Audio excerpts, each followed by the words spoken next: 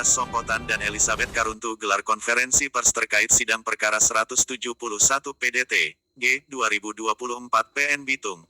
Pada Rabu tanggal 1 Oktober tahun 2025, keluarga meminta para hakim teliti dalam mengambil keputusan perkara tersebut.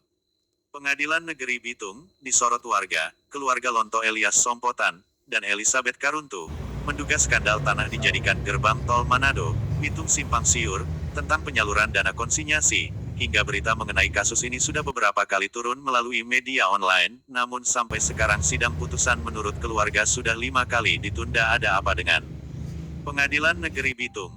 Tim media mengabarkan dari kota Bitung. Kita simak apa yang dikatakan keluarga Lonto Elias Sompotan dan Elizabeth Karuntu melalui pengacara Sumantri Hulawa, SH. Dengan molornya putusan ini kurang lebih hampir dari pendaftaran sampai dengan putusan ini kurang lebih hampir 1 tahun.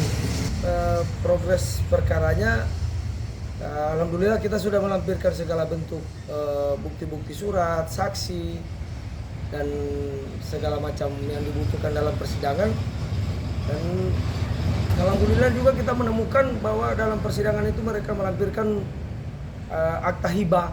Akta hibah itu yang notabene itu adalah palsu. Kita bisa bilang itu palsu karena itu sudah hasil dari uji latfor di Polda Sulut yang dikirimkan ke Makassar, dan itu akta hibah itu dinyatakan non identik, tanda tangannya itu yang ada di dalam akta hibah non identik itu. Dan yang membuat akta hibah itu adalah seorang notaris. Saya mempertanyakan kenapa sidang perkara 171 G PDT PN Bitung, kenapa ini sudah tanggal 8 Oktober ini itu genap 1 tahun. Kenapa ini sidang putusan sudah ditunda 5 kali? Kami mempertanyakan ini ada apa? Karena untuk sidang ini bukti dan saksi semuanya telah jelas, ya kan?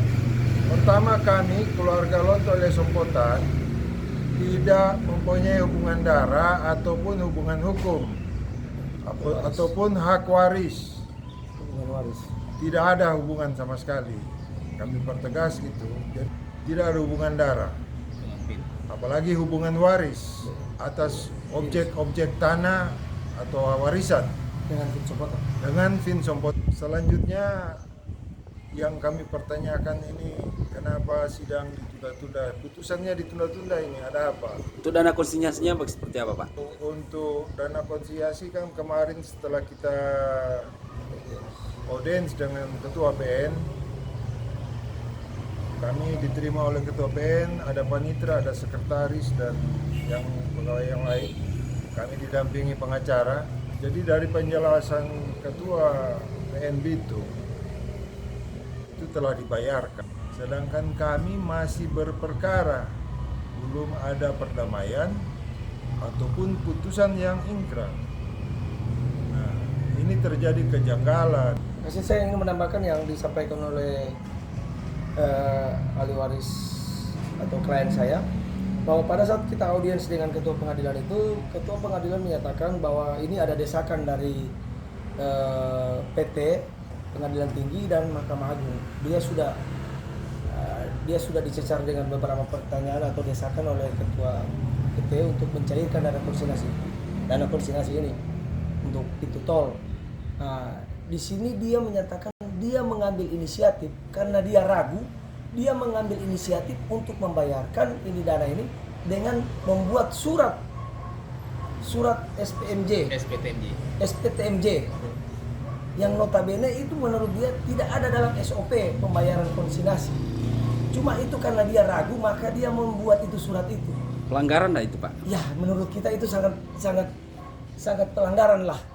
Oke. Sangat pelanggaran, dan itu harus dipertanyakan kepada ketua PT yang menyatakan bahwa dana konsinyasi ini dibayarkan atas desakan dari ketua PT dan Mahkamah Agung. Itu menurut ketua PN, dan itu ada saksi-saksi yang mendengar itu. Oke. Ya. Mungkin banyak yang tidak paham SPTMJ itu apa. SPTMJ itu surat pertanggungjawaban siap mengembalikan itu. Artinya uang yang sudah diserahkan kepada orang tertentu, beliau ini yang sudah terima uang siap mengembalikan uang itu apabila mereka bukan ahli waris. Seperti itu. Ada di pengadilan seperti itu. Berarti yang ragu. Intinya begini, Siap. ini uang negara Pak, dana konsignasi ini uang negara. Kok bisa diragu-ragukan untuk membayarkan kepada orang lain? Ragu-ragu membayar kepada orang lain. Ini uang negara Pak, siapa yang bertanggung jawab apabila ini uang negara ini kepada ini uang negara, siapa yang bertanggung jawab? Itu yang kita pertanyakan Pak. Untuk sidang perkara 171 PDTG 2024 PN Bitung itu sekarang sudah ada agenda putusan, dan putusan ini sudah tertunda sekitar 5 kali untuk putusan, agenda putusan ini. Jadi dengan molornya putusan ini kurang lebih hampir dari pendaftaran sampai dengan putusan ini kurang lebih hampir 1 tahun, hampir 1 tahun. Dan untuk progres perkaranya, alhamdulillah kita sudah melampirkan segala bentuk bukti-bukti surat, saksi, dan segala macam yang dibutuhkan dalam persidangan. Dan alhamdulillah juga kita menemukan bahwa dalam persidangan itu mereka melampirkan akta hibah. Akta hibah itu yang notabene itu adalah palsu.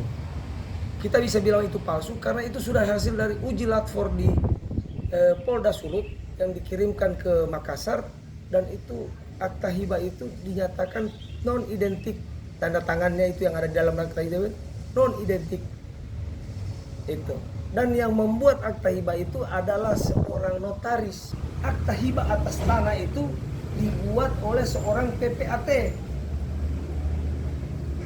Kalau dia PPAT, yang membuat ini seorang PPAT, maka dia belum berhak jadi seorang PPAT. Karena dia dilantik jadi PPAT nanti 1996.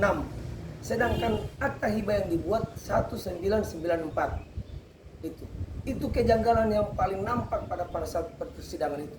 Jadi dimohonkan kepada majelis hakim, tolong dibuka kembali itu berkas akta hibah itu dan kejanggalan-kejanggalan yang muncul dalam itu dasar penerbitan SHM. Akta hibah itu dasar penerbitan SHM.